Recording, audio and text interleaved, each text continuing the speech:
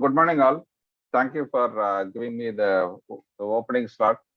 And first of all, I thank you uh, for the University of Kerala and Dr. Pritan Nair and Ajit Kumar and team for giving me one more chance to present on this. Today discussion is going to be on the Ganapathi, the king of plastic art, and the first god and the god where all things starts.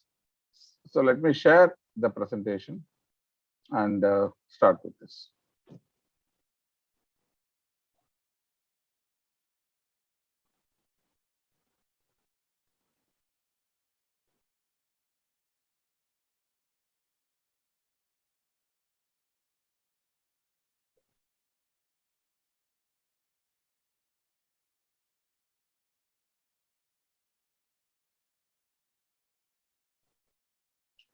It is taking a little time. Give me a minute.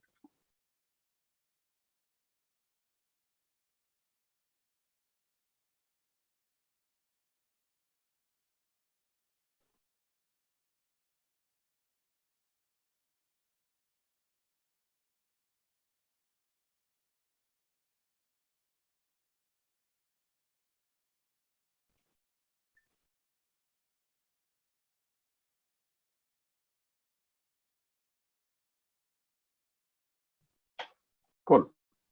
Are you able to see the presentation now? Yes, yes. Okay. Thank you. So after an excellent session by Rantika Krishnan Madam, I'm starting on the first presentation, one of the 26 great ones to be done. And I am really blessed to do the opening in this, primarily because, not because of me, probably because of the subject chosen, Ganapathi. So Ganapathi, the title I have taken is the king of plastic sculptures. So when you say plastic, you don't mean plastic as the plastic what we knew now.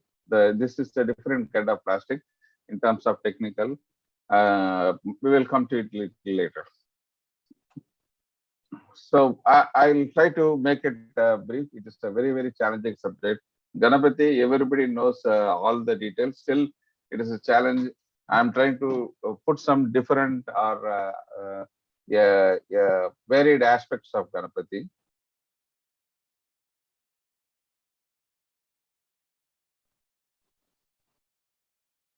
So Ganapathi, as a brief intro, actually, Nandita Krishnan Madam gave a fairly detailed explanation on where it originated, the myth, the story, Purana, and other things.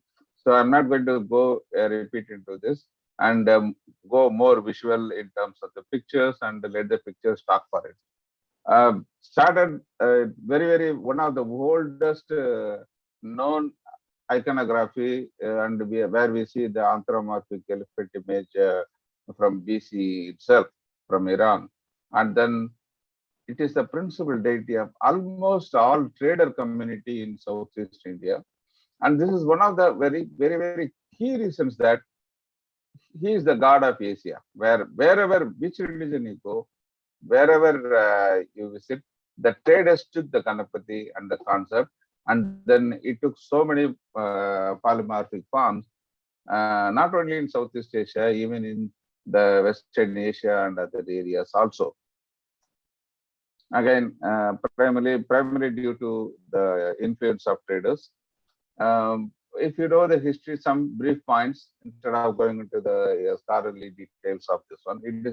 My talk is predominantly focused on disseminating the knowledge and create excitement about this god with the younger generation and the next generation. So I'm keeping it a little light in terms of technical details.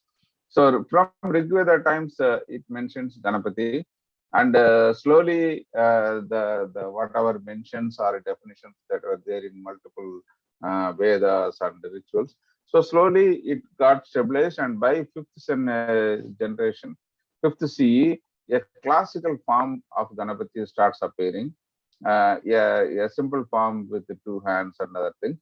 and slowly it gets more and more hands, and then it becomes like this: more hands, more heads, and then more headgear, and finally it stands like a most complex kind of an Ganapathi here. In terms of literature, even a 3rd century BC, Sangam poets mention Ganesha. Again, in the middle 5th, 6th centuries, Ganapatiyam as a separate sect was in full flow with its own rituals, processes, ideal, and other things. And when Panchayatana was there, when we had 5 group of gods, this was one of the god which was accepted and in Panchayatana concept. And with Ganapati in the center, and then Shiva, Parvati, and Indra, and others on the peripheral thing. So from this, it has expanded and then spread and then gets settled in all over Asia. And if you look at the modern times, the revolution happened in around the 19th century, where due to independence struggle, that traditionally a simple Ganapati Puja got into a very national celebration, and the Ganesh Utsav was meant and then pushed in as a means of gathering people during the time, and it has taken now gigantic proportions, and it has become a big corporate business. If you see this, Ganesha is an adaptation. So many regional variations, so many looks, so many styles, and nobody can any polymorphic or any of this mythical thing can't match the variety Ganesha is giving and in terms of worship and other things. So it is prevalent across all regions. This is not interesting, not limited to one religion, multiple religions, like Dr. Andhya Krishnan explained. From the Western Iran itself, the story starts. The latest or last one is very old from Iran, and then we find in Afghanistan in 4th century, and goddess Afghanistan in around 5th century CE. And interestingly, in Mexico, Ganesha Campeche in Mexico, even in Aztec, we find Ganesha like figure. So this has been an international god, international form, where it is covered almost in all over the major countries. And it has got pan-religious presence, where when we talk about Tibetan Buddhism, Ganapati is represented as Maharakta, a tantric form, and the Avalokiteshvara is this is termed as an tantric form and incarnation of Avalokiteshvara in the Tibetan Buddhism. When it goes to Japanese Buddhism, this is worshipped as a two concept, as shortened as a single male concept, and also as a dual concept with the female. And this is, and earlier, interestingly, the Japanese story starts with Ganapati as a negative figure. This is a villain turned hero kind of a story where he does all the mischief and he does all the impediments and other things with his band of Ganas. Slowly, as it grows, the band of Ganas was disbanded and other things. He became a good doer and a very very beneficial god. And then later on, it has shifted into a cult status. Similarly, in Java also, it is worshipped across the religions in different forms and different situations. Cambodia. Cambodia also see this very, very simple form. If you see the earlier forms, it has got only two hands and no crown, and I think very simple, bland, very, very, very casual, like how you have it at home, very relaxed pose, and having a muli on the hand. This is Cambodia. And slowly, if you go to Vietnam, my son, if it is in the museum, slowly it is now getting four hands and in a later period, and then beautiful ornamental dress, one of the rare standing Ganapathis. And same Maisan sitting Ganapathi. See the structure and the construction of the tusk. It is not bent, it is a straight curve, and the ornamental details are slightly different. So if you see this, variations galore. The same thing is in the background. Variations galore. And this is in Khmer, Ganesha Bapuan period. This dynasty was in 10th century. And see this again, a simple two-headed Ganapati with a radish and with a very, very, very simple area. So spread across religions, spread across nations, wherever the traders go, the Ganapati also goes and then expands and then attains regional dress, regional definitions. This is Ganapati in Central Java. Now, four hands, more refinements, more ornamentation. This is around 10th century. Then expands in this is in Paramban, Java, in Indonesia. See that this is a totally different pose. This is one of the unique poses of Ganapati where he joins two legs and puts in a straight different asanas. Even though there is a special asana for Ganapati, he puts a lot of asanas, and we can say he can also be the king of asanas. Any pose now, in particular, if you see the Bombay Ganapati is in the paper mash, ultimate collection. So this is again the Ganesha. And finally, it got settled slowly into the Indian form where the traditional Ganapati with four hands to six hands, and then with a lot of attendants and Siddhi Buddhi. And there is again a controversy. Is he a bachelor, or is a family man, or is a person with two wives? All the things are possible. So he can be a bachelor, he can be a married man, single wife, double wife, and all combinations possible. Again, more variations with international theme. Like I explained earlier, the Kangitan Japan Ganapati temple, where you have got the Ganeshini form also in the female version. And this is again India in Mahavira Jain temple. Jain is also adapted Ganesha. And here Ganesha is a treasury. He handles the role of Kubera, and he handles all the wealth and other related functions. And in Jain temples, you easily find any Ganesha. And this is in central Java, in Kandeshuk temples, Java. This is later 15th century, where there is a thing where along with Arjuna and Bhima, Ganesha is also figured. Again, this is a naked Ganapati enjoying his freedom and then moving around in a free form. So Ganapati can join with anybody in any group and any form.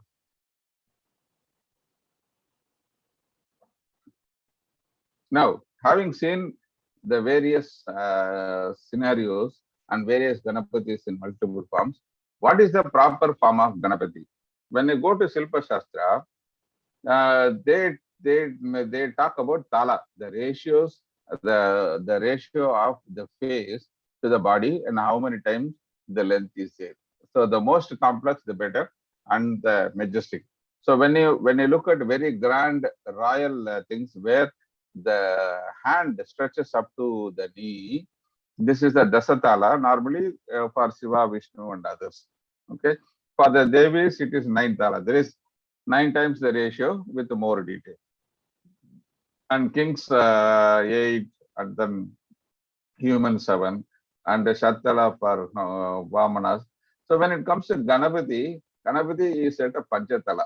So one part top, normally one part head face, and then another part for chest, another part, one full part for stomach, and then only probably one part for or 1.5 part for your legs. So when you look at the structures of a later period Ganapatis, they look exactly the same in look and feel. Why? Because of this tala definitions and ratios defined for Ganapati.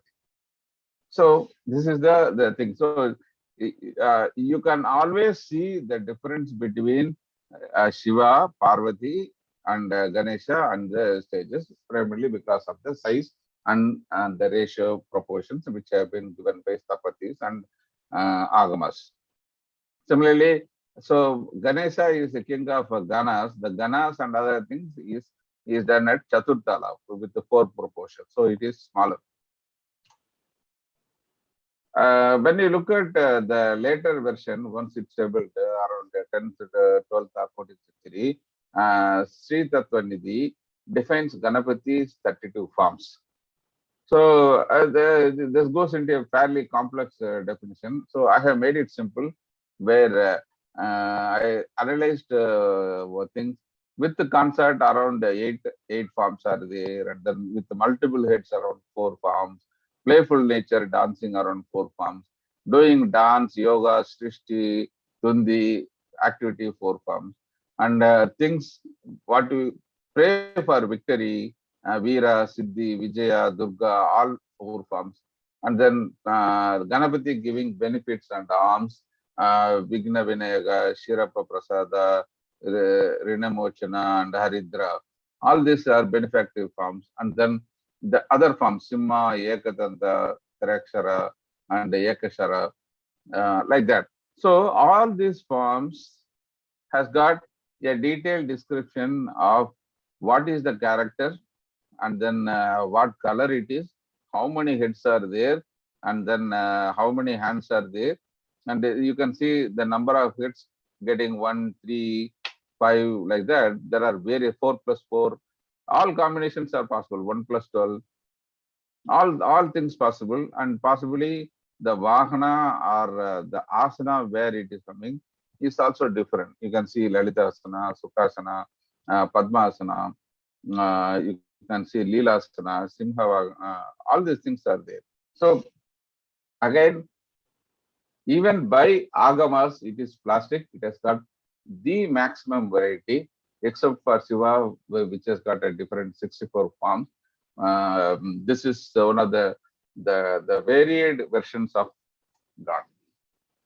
Now, having seen a typical business like or a classic definition, this is how it looks in various forms: Bala Ganapati, Karana Ganapati, Bhakti Ganapati. This is the Heraba Ganapati with the 5 heads, and then Vijay Ganapati, and then Maha Ganapati, and then something with consort, something without consort, Uchista Ganapati. Like that, 32 forms. This I have given it as 16 and 16. Another interesting form is Lakshmi Ganapati, where it has got 2 concerts, and then here Uddana Ganapati, 1 concert, Nirtya Ganapati, dancing, and 4-headed Ganapatis, and Simha Ganapatis, like a lion-faced Ganapati. So even though the central theme is the lion, the elephant-headed thing, the amount of variation in form is vast. This is as per Agama, not our reason. So this is the rigid form of Ganapatis where Agama defines this. Okay. Now let us see how this agamic forms and other things have been seen in India. We saw the international Ganapati so far with the different forms, different countries, different attires and other things. Let us see how this is available, how we have found various styles of Ganapati in India. The first one is one of the oldest ones. Interestingly, is from Sri Lanka, from the Kantaka Chaitya Stupa in Mihintala. In the one of the friezes, we see a Gana frieze. In that, in the center, we see the Ganapati. So even in probably around first century in Buddha Chaitya and other things, Ganapati have been a popular figure, and it is not the before post Christ kind of an figure. The current form of the standard Ganapathi established somewhere around Gupta period, like 4th, 6th century. This is one of the simplest form of Ganesha taken from Gupta period. And another slowly variations comes. One of the variations during Badami Chalukyas in 8th century is the Bukavalu Badami Ganapati, where you see the sitting posture is totally different and extended stomach, and then very, very simplistic two-handed Ganapati. Taking into this, the next one is the series of time around the 3rd, 4th, 5th century. First one is the Ganesha Kumbha in Udayagiri, where the simplistic form of Jaina Ganapati is there in the Ganesha Kumbha in Udayagiri. And later on, if you come to Tamil Nadu, there is a lot of controversy about whether Ganapati existed in Tamil Nadu or it is an imported god, or whether it come from Vadabi or was it there earlier. Again, this is a scholarly dispute. There are some indications. One of the earliest Ganapatis in Tamil Nadu is Alagramam near Kudapuram, recently discovered. Based on the Brahmi inscriptions and the style, they evaluate this to be 4th to 5th century BCE, which means that this is before the Vadabi Ganapati, which the famous Narasimha invasion brought it from Chalukyas. The other interesting Ganapati is the Pillarpatti, which is now a grand big temple, one of the biggest temples in Tamil Nadu for Ganapati. This is technically a cave temple for Shiva, where Ganapati is a subsidiary deity. But over a period, like how election result changes the popularity, Ganesha became a popular deity here, and the entire big temple complex is built for Ganapati around this. Again, they date it around 5th century based on the inscription around this place where it says that Ikatur Pendachan. And this is based on the inscription style and other things. This is dated around 4th, 5th century. So they are supposed to be some of the oldest Ganapatis, and there are several Pandya Ganapatis also there during the period. Now, coming to the next series, Pallavas. Pallavas are one of the older things is in Mahabalipuram in Valayankuttai, maybe later Pallava period, around 7th, 8th century, and this is in a bas relief. So from there, around 7th century, the farms start getting from the two-hand into four-hand, more ornaments, more equipments, and then the headgear also becomes purely more refined. We can see that. Now, in the next series of Ganapatis,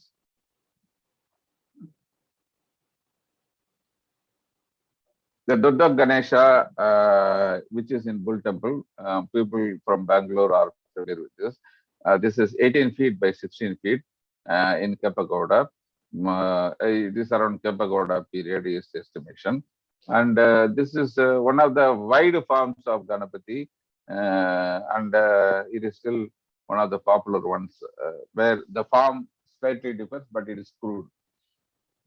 In Tamil Nadu, in the famous Meenakshi temple in Madurai, there is a later period, Naka period, Mukkurini Vinayaga on the corridor, where it is huge.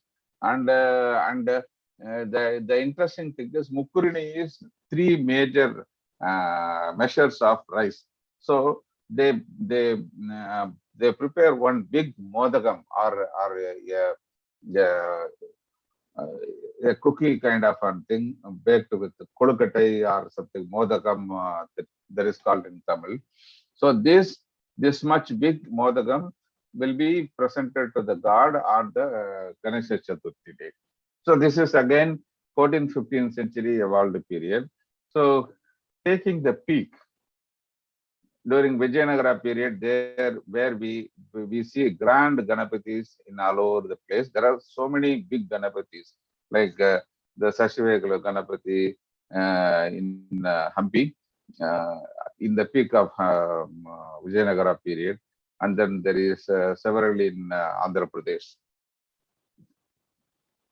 Due to time constraint, I couldn't cover the things. So here, when you talk about plastic in tune with modern terms, what is plastic?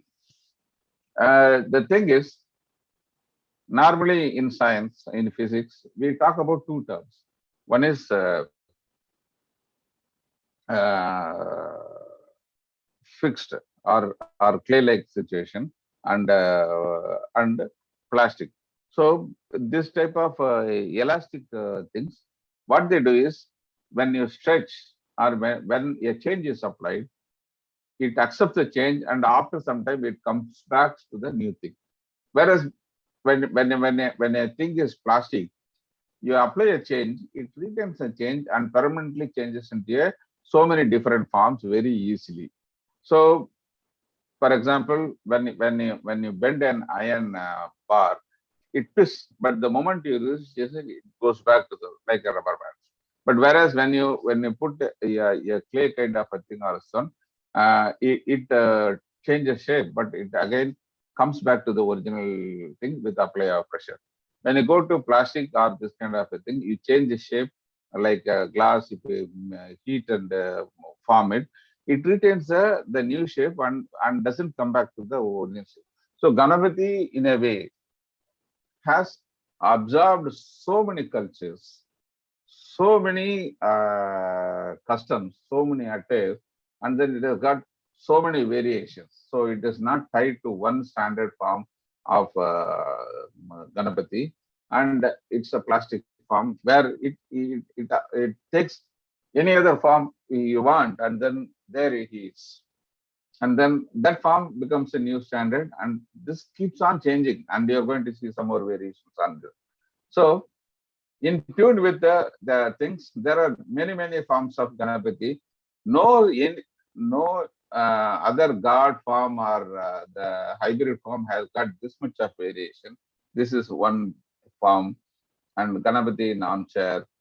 If you talk about sculptures, uh, maximum freedom, maximum freedom for this one.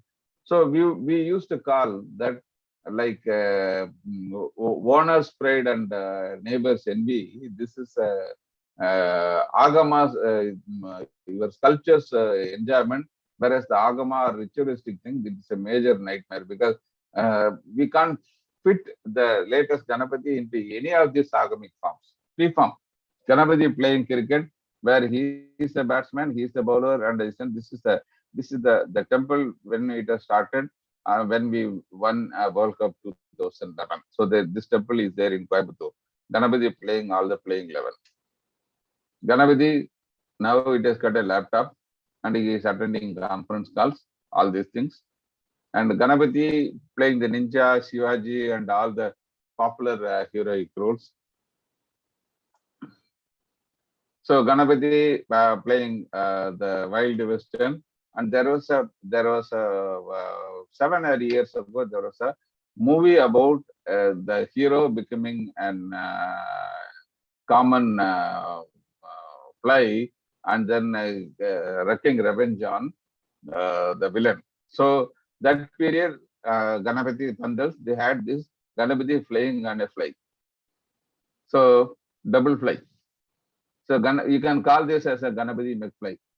So Ganapati in the modern Pandal times or Ganapati Visarjan time, so much of creativity, so much of changes, which has absorbed the common men's culture. See, if you see this, many of the traditional, standard, and other mythical forms, they stay mythical, they stay in the temple, and then hardly people see it. But whereas Ganapati has come to the street, Ganapati has come to the home, Ganapati is there in the marketplace, and he is everywhere because of the adoption of changes and adoption of forms, and then people say that he is my God. So Ganapati, this is the latest Corona Ganapati. Ganapati with the thing checking Corona patients. So every year the Pandal theme changes according to the current year activities and what they want support from the god. So this is what I call as plastic in tune with the modern terms. Ganapathi also not only takes very small forms, and if you see the gigantic figures of gods or humans, or if you go to Southeast Asia, we get a lot of monsters and other things standing tall and very large thing. But ultimately, Ganapathi takes the cake here also. The tallest standing Ganapathi in the international park in Thailand, in this one. The largest seated Ganapathi, again in Prangwat Akat in Thailand Park, largest seated Ganapathi, 62 feet wide. Largest reclining Ganapathi also is there. The same area, we have 52 feet and 72 feet wide. So Ganapathi can be big and can be very big, and it can be a building by itself.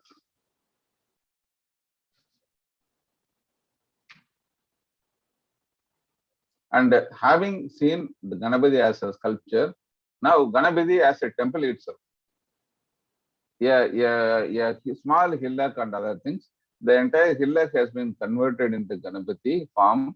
And if you go inside, we have a beautiful temple. This is 120 feet by 80 feet and 17 feet. The Ganesha component is 56 feet. This is in Ahmedabad, Gujarat. So this has a modern Ganapathi temple and other things inside. And similarly, we have Shiva and other things, but maximum occurrence, first is Ganapathi, next is Shiva temples. Then come to bas relief. There again, Ganapathi takes the cakes and walks away, or takes the modagam and walks away. So the largest, the bas relief again is Ganapathi, which is there in Unakoti, where we can see big bas reliefs. And this is in 8th, 10th centuries. See the amount of detail and other things, beautiful Ganapathis, and that too in a very natural background. That is what I have put it as my background also. Now, if you look at the other aspect, the materialization of Ganapathi can be a simple mound of turmeric, where whenever you get any puja, you mix some turmeric, put it into a mound. This becomes your Ganapathi, symbolic representation. And from there, it takes complex forms. It is in wood, it is in bronze, it is in granite, and it is in complex composite form like Siddhivinayak here. Now in modern terms, Ganapathi in LED lighting, Ganapathi in neon, and now it has become into three-dimensional Ganapathi. So in the night or during daytime, switch on and the Ganapathi comes before you and gives you darshan in all electronic form. And switch off, he goes back to his heavenly abode. So Ganapathi is materialistic, he is adapt. No other god has done this kind of a transformation. People are comfortable with having this kind of a transformation. And again, one of the largest temples, Birla Ganapathi temple in Talwade, Pune, huge complex where the statue is like, you can compare the size of the building and the other things, and you can imagine the height.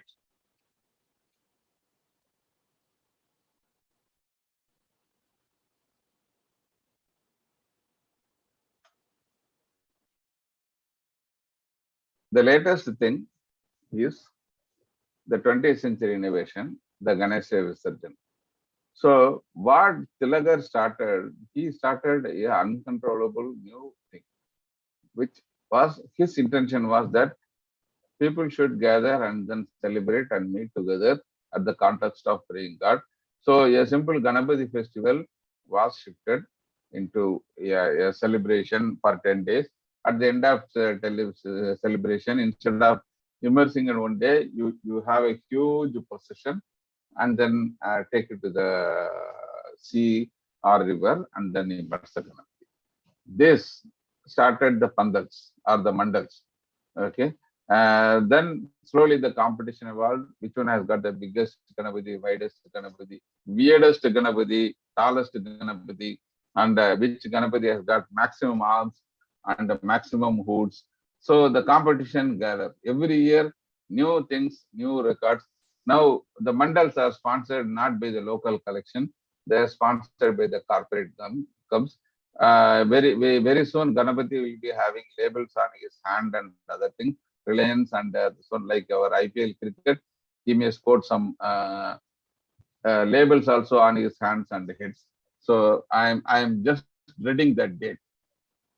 So this now has become a huge festival, a chance for tamasha, and it has changed the social fibers so much that this has become a immersion. And now people are having concern that to how to handle the ecological problem of immersing these Ganapathis. And the modern day is helping them immersing it. And the modern day Ganesha, this is in, you can see the Buddha statue on the background. So this is the Hussein Sagar Lake Fund. One of the biggest, largest Ganapati helped raised with the crane, and then to immerse this, it requires a two crane and then 5 or 6 major boats here to do this. So the question is that is it right or wrong? For some it is right, or some it is wrong. But this is a totally different phenomena where we don't see for any other god or any other mythical human being, where there is a grand festival for 10 days, and then at the end of the festival, there is a grand procession and they immerse with cranes and other things into the sea. And for that 1 day, the entire Bombay is closed. No trains, no cars, nothing. If you send into central Bombay, you can only walk. There is no other mode. So this is the kind of celebration and passion this has done. So to sum up, what started as a simple god and interpretation of this one, the Ganapati has absorbed so many cultures, so many structures, so many customs, and taken new forms still continues. And every year you will see new forms of Ganapatis coming up with all these new innovations. And definitely there is going to be some monetary Ganapati and a lot of other new forms coming up. So with this, I pray to Ganapati for an excellent next 4 days of completion of this one. So for any function, we always pray to Ganapati for successful completion. With this, for these 4 days celebration and grand presentation, I pray to Ganapati for a very excellent 4 days. And with this, I conclude my talk on Ganapati, the king of plastic sculptures. Thank you very much. Thank you very much. So if you want to connect with me, you can connect with me in this contact details, mobile number and email, or you can view some of my videos in my YouTube channel, Babu for Heritage.